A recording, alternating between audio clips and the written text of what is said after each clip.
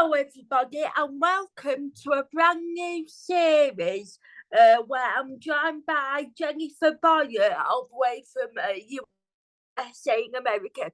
Now, Jennifer is has got a PhD in Holocaust studies. She's a freelance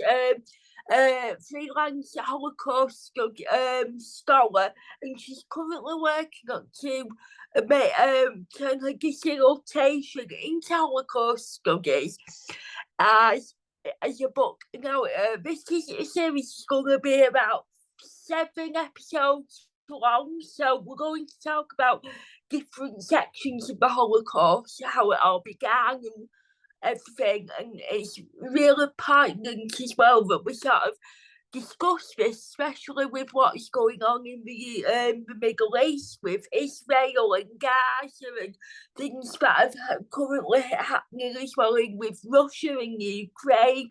So this series is going to go quite deep, I should imagine, in upsetting themes. So there may be some areas in some episodes where some viewers may find upsetting or distressing, but it's really important to talk about these things. So, hi Jennifer, thank you for joining me today. Hi, So, firstly, having me. could you tell me a bit about yourself? Sure. Sure. I mean, you did a great job. I Yeah. am currently in America, and I am a Holocaust and genocide scholar. I recently got my doctorate in Holocaust and genocide studies from Gratz College, which is right outside of Philadelphia, Pennsylvania. And this is a small Jewish college and one of the only programs for Holocaust and genocide studies. So it's really exciting to be connected with them in particular. And so I am, like you said, working on turning my dissertation into a book. My dissertation looked at nonviolent resistance, and that's a topic we will eventually talk about towards the end of the series.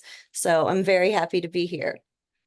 So, first, thank you, and I'm delighted to, that you've decided to share your work with us in this series. So, firstly, about the first episode, placing the Holocaust. So, how did, obviously, why and how did the Holocaust happen? What was the Holocaust? Okay, that's a great question. And one a lot of people get kind of confused on, and I think what it's really important for people to understand is that the things leading up to the Holocaust began centuries before. It's kind of this long build, predominantly of anti-Semitism. Europe was very anti-Semitic off and on throughout history, and the level and intensity of that anti-Semitism varied depending on the time and what else was going on. So, we need to kind of step back and take a look at that, because the Holocaust did not happen in a vacuum.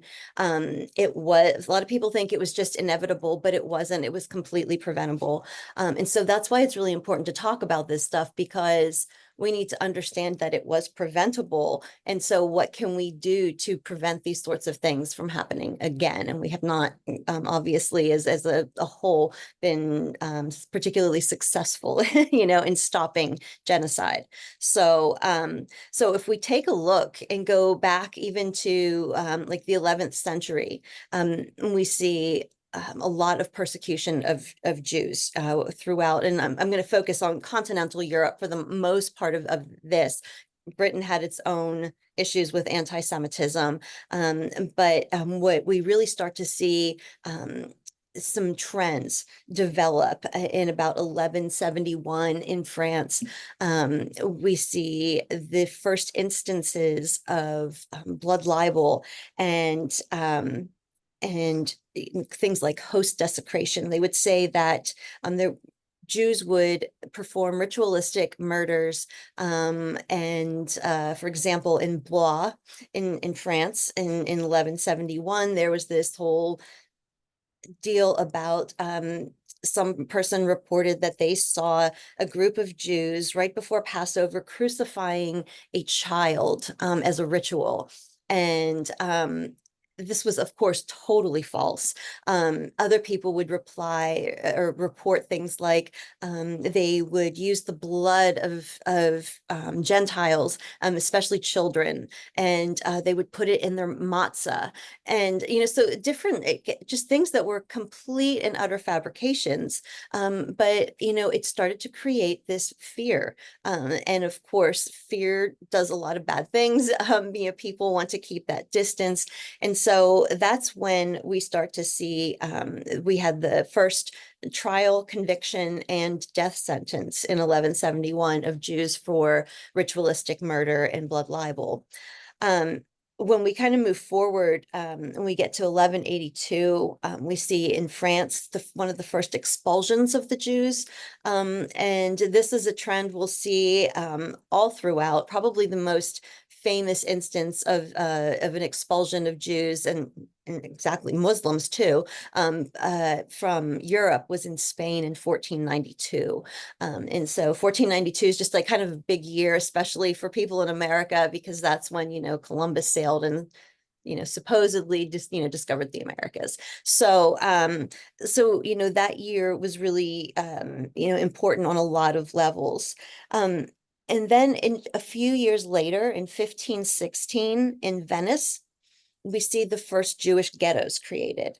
Now, the ghettos for Jews that we find throughout Europe, they are not like the ghettos that we're going to talk about in our next episode during the Holocaust.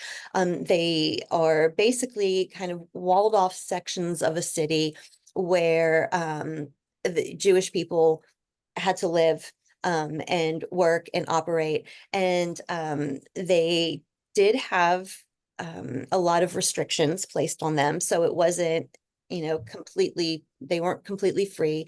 They did not have citizenship. But they did provide an important service to the Christian populations, because Christians weren't allowed to deal in money lending, but Jewish people were. And so they became known as the money lenders, people who you could go and get loans from the Jews in ghettos. And after a while, Jews began to be accused of something called usury, which is charging an exorbitant amount of interest on a loan. And so this starts to create the myth of Jews as greedy and money grubbers. Okay, and that, of course, is something that we still hear about Jewish people. All you have to do is think about Shakespeare and the Merchant of Venice, right? And Shylock, he has to have his pound of flesh, and that really is kind of how that Elizabethan era forward until the 18th century really looked at the Jewish people. So things get a little bit better for Jewish people in Europe during the French Revolution, because in 1791 Jewish people in France are finally given citizenship. And so this was just this was great. And then with Napoleon in France, they got more rights, but also were forced to assimilate. And then you see this starting and spreading throughout Europe, this idea that, okay, we'll incorporate Jewish people into our society, but they have to act like us, they have to dress like us, and they have to be more like us. And so this forced assimilation was always, it's something that we talk about often, because we wonder, by doing that, do we lose bits of Jewish culture? And that's for any group that's forced to assimilate into another culture. So, so again, in 1791, that same year that we start to see Jewish people accepted in Western Europe, we start to see things shift in the East. Catherine the Great of Russia, after a couple different wars around in the late 1700s, Catherine the Great and a couple other countries are able to partition Poland. And there are three different partitionings of Poland, and Russia inherits land that is modern day Poland, Ukraine, Belarus, Lithuania. And in doing that, they inherit a Jewish population. And they had, before 1791, it was illegal for Jewish people to live in Russia. But Catherine the Great inherits these people. She can't expel them, because there are so many, and like hundreds of thousands. And so she decides to say, okay, you all have to stay in what was end up being called the Pale of Settlement. So, and this is important geographically because this is where we find ultimately during the Holocaust the heaviest concentration of European Jews. So, Poland and like all those countries that I mentioned. So, so that Pale of Settlement, that's the only reason I point that out, is because this is how we get all the Jews kind of in one place in Europe. This is when we start to see the pogroms begin. Pogrom is a Russian word, and it means to wreak havoc. And that's exactly what they did. And it was Mm. often state sponsored, with the either blind eye of the government or with the approval of the government. Russian soldiers would bust into Jewish communities, murder people. I had, I'm a former teacher, and I had a student whose grandmother would tell stories about being a little girl in Russia and hiding behind their coal stove and watching as the soldiers came in and like beat. And there was a different one where she said she saw a baby get thrown in the air and then shot and bayoneted. And so this was like really hardcore stuff. It wasn't like just taunting, like this was violence and destruction of property. I always like to reference Fiddler on the Roof, the musical Fiddler on the Roof, if Yeah. people are familiar with that. And Mm. at the very end, they're forced to leave Anatevka because these pogroms are going on and the Jewish people are being persecuted. And so that's kind of the the starting place, the foundation of Fiddler on the Roof. So so these are just horrific instances that continue on throughout the 20th century as well. And we'll see a few of those happen. We'll talk about one major one when the Holocaust, a lot of people mark it as the beginning of the Holocaust. Um, so, and then when we see in Western Europe, as Jews are assimilating, we start to see some economic and political tensions. And of course, Jews traditionally have been the scapegoats. They're accused of poisoning wells during the bubonic plague, and so they're persecuted. And the one of the biggest like scandals of the late 19th century was the Dreyfus Affair, where Alfred Dreyfus was a French, Alsatian French soldier.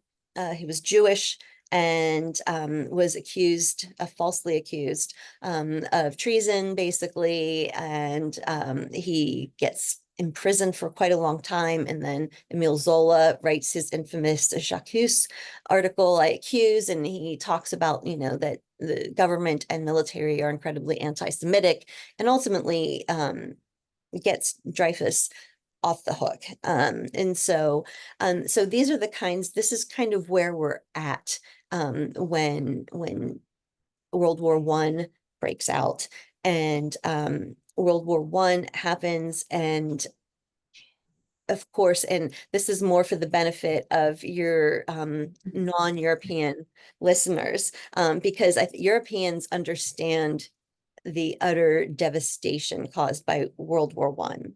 But I think Americans who got there kind of in the last hours of the war, and of course it wasn't fought in the United States where we lost property kind of thing.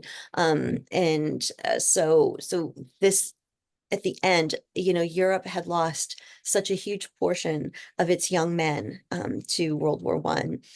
so many, buildings and towns were just completely leveled by the absolute destruction. And so there was a lot of anger toward Germany, who they viewed as the people who started this. And there was also just a lot of work to do and to rebuild. And so this is kind of like where I want to begin with our actual, like, how we get to the Holocaust from here. Yeah. So, okay.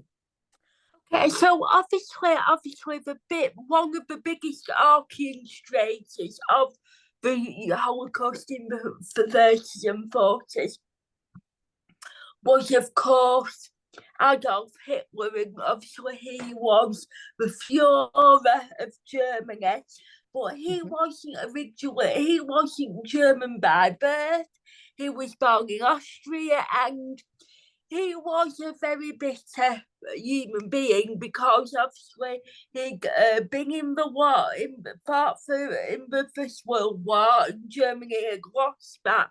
He also trained to be an artist, although he wasn't a very good artist, and he sort of like blamed the Jews for everything going wrong, and he blamed the Jews for, the social instabilities of Germany, because at the time that Hitler was coming into power in the early 30s, Germany was sort of on its feet financially. A lot of people were taken by him because we saw him as the beginning of a force of optimism. Right. Yes, it's a really good point because the thing, you're right, he was a soldier in World War I, and he was Austrian by birth, of course. I always kind of laugh that, he always gets kind of panned for being a terrible artist, and I guess, like, in comparison to greats, he's not very good, but he did a better job than I could. I'm a stick figure person. So Yeah. but yeah, he didn't he wanted to go to art school. That was for certain, and he was not accepted, and he was bitter and angry about that. And I it's always kind of strange to think, what if he had gotten into art school? What would have happened? Would the Holocaust have even happened? Kind of thing. And what ifs don't get us very far. But he in during World War I, he was he loved being a soldier. Um During the first Christmas in 1914 of World War I, you have that Christmas Eve truce, the one where you see all the famous pictures of the Mm. next day, the two sides playing soccer or Yeah. football. And so he was furious about that. He would not interact. He thought that his fellow Germans and Austrians, who were participating in, fraternizing with the enemy, he thought that was horrific, and he complained, like, deeply about it. And when soldiers, were fighting, and they would talk about being in the trenches and having to go over the top and, like, run across no man's land, it brought a tremendous amount of fear and trepidation to most soldiers. But Hitler, there's a something that he said at one point, and I'm going to paraphrase because I can't remember the exact quote, but he said something to the effect of, "I leapt over the top with joy." Because he loved it. He was ready to go and fight for Germany. So he was a fighter and a soldier at heart. In his growing up years in Austria, he used to go and listen to different speakers, many of them anti-Semitic. And so that's when he started processing, anti-Semitic concepts. And he, after, World War I and the Treaty of Versailles, what we see is, like, a lot of people will point to the actual Treaty of Versailles as one of the top causes of World War II and the Holocaust, and I would tend to agree with that overall, because the Treaty of Versailles basically told Germany that they had to take all of the blame for the war, that they then had to take responsibility to pay all the reparations, like millions of dollars that they did not have. And they had to give back territory like Alsace-Lorraine, which was, it's like this little territory right between France and Germany that the two countries have bickered over for quite some time. And Germany had just got it back in 1871 during the Franco-Prussian War. And now in 1918, they're told they have to give it back to France, and they don't like this very much. And Hitler was very bitter about that as well. They were also not allowed to produce any more munitions. They had to demilitarize, and especially in the Rhineland, they had to demilitarize, and they were actually occupied in the Rhineland by France and Britain, and they didn't like that. As you can imagine, they don't want other countries there telling them what to do. And so Hitler decides to, um, you know, this upsets him very deeply. And then when we throw in the worldwide economic depression that starts in the late 20s, early 30s, in the United States, everything kind of begins with the Great Depression, and then it morphs into this worldwide economic depression. Germans don't have the money to pay back these reparations, and everyone else needs that money so that they can rebuild. And it's just creating this cycle of tension that, Germany doesn't have it. So what are they supposed to do? And, people are jobless, and there's a tremendous amount of political tension during the Weimar Republic in Germany. There are street fights, and, this is when Hitler starts to create what will ultimately become the Nazi Party. And he and a few of his friends who share similar ideas decide that they are going to overthrow the Weimar Republic. And this is an event known as the Beer Hall Putsch. And it happened over the 8th and 9th of November in 1923. So essentially, Hitler and his friends bust into this beer hall, and they're like, then, this is the national revolution. We're like, you're all out, we're in. And it just did not work out. Everyone kind of like laughed at him, basically. And there's a little bit of fighting, but ultimately he's arrested and tried and found guilty of treason, and he's put in prison. But here's the thing. The trial was incredibly public, and he used it as a platform to start to put out his ideas, especially his anti-Semitic ideas.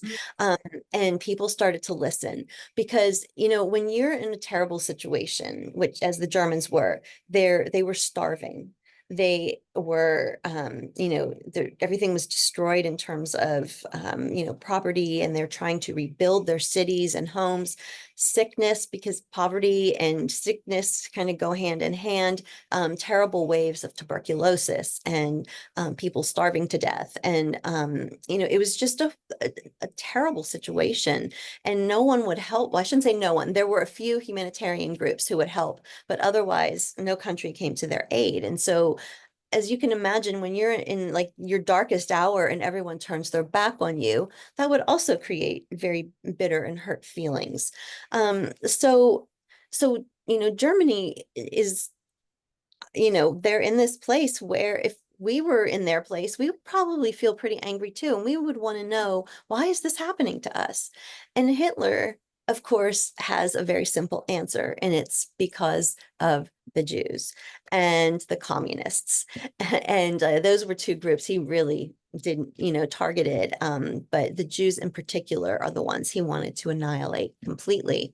And so he would say, why you don't have jobs? Because all the Jews have them. Do you know why you can't get a loan? Because the Jews control the money, and they don't want you to succeed. They don't, so he starts, and they're thinking, all right, yeah, this makes a lot of sense. And so this anti-Semitism really ramps up. And so that is, he's supposed to be in jail for a very long time. He's only in jail 9 months and he's released. And then this is when he really begins to pick up momentum and foments the Nazi party, as like a legitimate party that's like on, the ballot. Okay. Um, Also, while he was in prison, though, is important to know this is where he wrote Mein Kampf, okay, or My Struggle. And here he too, and in fact, for any Americans listening, he specifically cites what the Americans did to the indigenous populations, as being a great idea. And this is where he begins to get his ideas of either pushing out or completely eliminating the Jews in Germany and eventually all of Europe. So and how about like, because obviously he talked about, how the it was gathering momentum, and people was sort of really taken in by his ideals and his rant sort of thing, because people, he would speak at these rallies, and loads of people would attend these rallies, and that is when the Jews of Germany in particular started to suffer, because you had like the introduction of the Nuremberg laws. Exactly. So yeah, so when Hitler does come to rise to power, it's funny because a lot of people think, oh, he must have seized power somehow, whether a coup or whatever, but he gets it legitimately.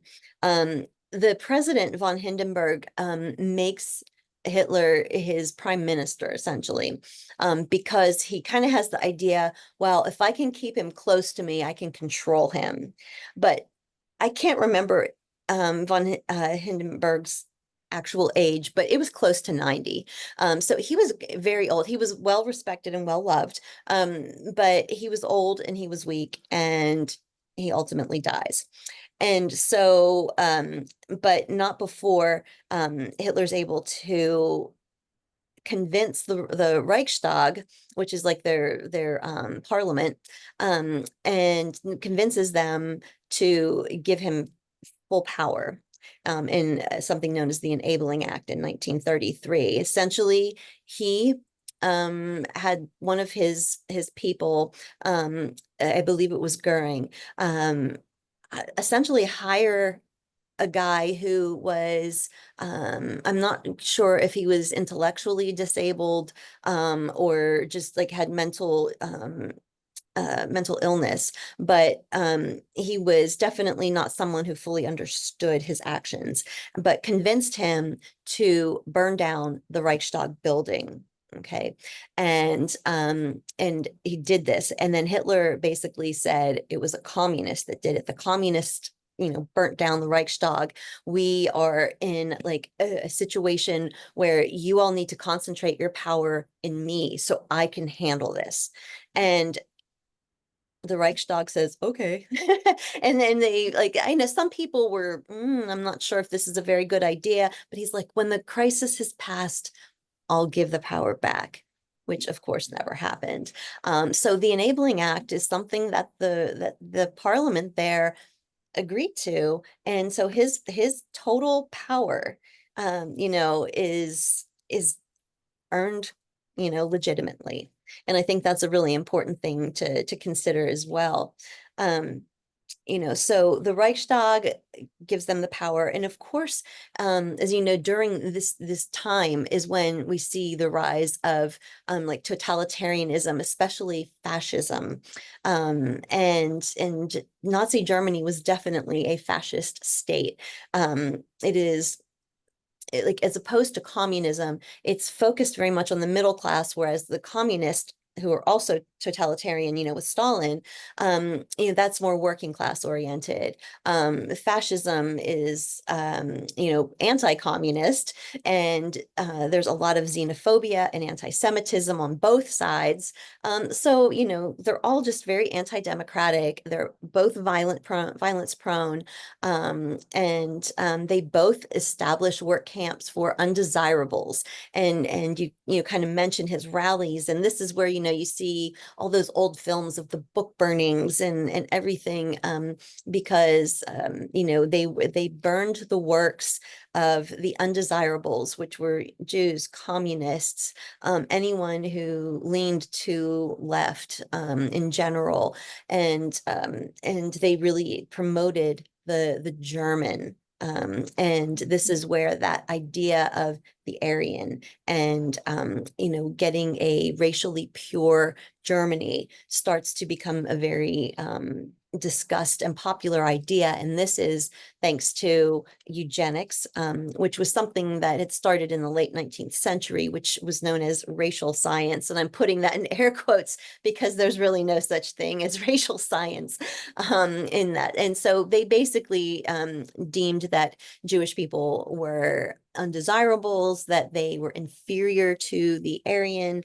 And so this is when, you're right, the Nuremberg laws come into effect. So also known as the Nuremberg race laws, the 1935.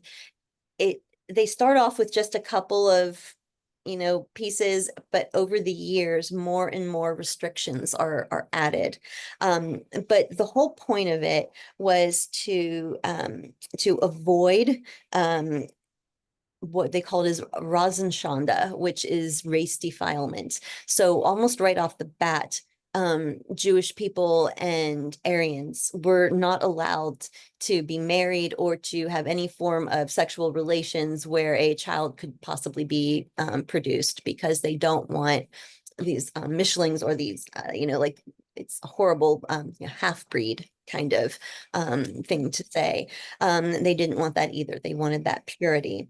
And so, Jews were, they would try and prove that Jews were different. This would happen in schools. And I've read so many, like, just, I would feel so badly. Children pulled up in the front of the classroom who are Jewish, and have their skulls measured and their noses examined. And because there was this almost caricature of what a Jewish person looked like. And so that was really reinforced. And this is part of the dehumanization process that goes into a genocide, because it's more difficult to kill someone who is like you. So if you can dehumanize them, call them, vermin, make them into a caricature, they're evil monsters, then it's easier to harm them, because they're somehow the other now. And so that is another huge part when you start to see this dehumanization. And right now, as an American, I'm seeing it a lot, because we have our election coming up, and Yes. there's a lot of name calling on either side, and I get very nervous, because some of it is very dehumanizing language, and that, I know, is one of the very first things you need to be in place, for mass violence to happen, and I don't want that to happen, obviously. So yeah, so then, because there's so much unemployment and economic strife, the Nuremberg laws essentially take away Jewish people's livelihoods. They restrict where they may or may not work. And in taking away their jobs, they open up jobs for Germans. And so you're a German who's unemployed, who has not been able to make ends meet, has been starving, and now your Jewish neighbor's out of a job, but you've got that job. Are you going to complain? That's kind of where the people are at. They're kind of like, well, that's too bad, but I have a job now. I need to put food on the table. If they're as bad as Hitler says, or if they're as greedy as Hitler says, then they'll figure out something. There was a lot of I think rationalization for the German people, because they were benefiting, from this. And so, ultimately, we see the segregation. I think everyone has seen like the pictures of, the parks that were only for Jewish people versus, ones that Aryans could go to. And then soon the stars, the yellow star was part of the race laws to identify them. They had to carry identification with them, and often it was, marked to show whether or not you were Jewish. The brown shirts, especially in the beginning, just wandered the streets and just randomly beat the daylights out of Jewish people. And this is something that we're seeing happen now. Even in Germany, like recently, there was a Jewish person who had their prayer shawl on and walking down the street, and people beat them up. And so it's something that has not fully gone away, but it was just kind of really out of control, and it built up that anti-Jewish sentiment. And so everything kind of comes to a head on December 9th, I'm sorry, excuse me, November 9th and 10th of 1938. And it all starts a couple days before that in Paris. There is a young man, he's a Polish Jew by the name of Herschel Grinspan, and he is angry because his family is being persecuted. And so he assassinates Ernst von Roth, who was a Nazi, a well-respected Nazi officer. And so he shoots him, kills him, and this becomes the pretext for the event we call Kristallnacht, which is there's a movement amongst some Jewish people to change the name to the November pogrom, because it really was a pogrom. And Kristallnacht, they feel, is more of a euphemism, the night of broken glass. It doesn't really relay the severity of what happened. So this pogrom that we call Kristallnacht, Hitler and Goebbels, his you know PR guy, they really spark the anger of the people. And, this amazing Nazi officer is dead because of the Jews, and like Jews need to be punished. And the people decide to, yeah, like let's take this in our own hands. And they go out and of course, they beat people, they murder people, they burn down synagogues. And it's just in the end, 91 Jews were killed and 30,000 were arrested. 267 synagogues destroyed, some that had been there for centuries. So much Jewish culture and history was lost, aside from the human toll. So it was a really big deal. And when the um, the race laws started to go into effect, some Jewish people were like, I think we might need to consider leaving. And then after Kristallnacht, many more were like, wow, we need to get out of here fast. So, and that's where we end up with our immigration issues. Yes, so and that will be the subject of our next episode, which we will see you all again soon.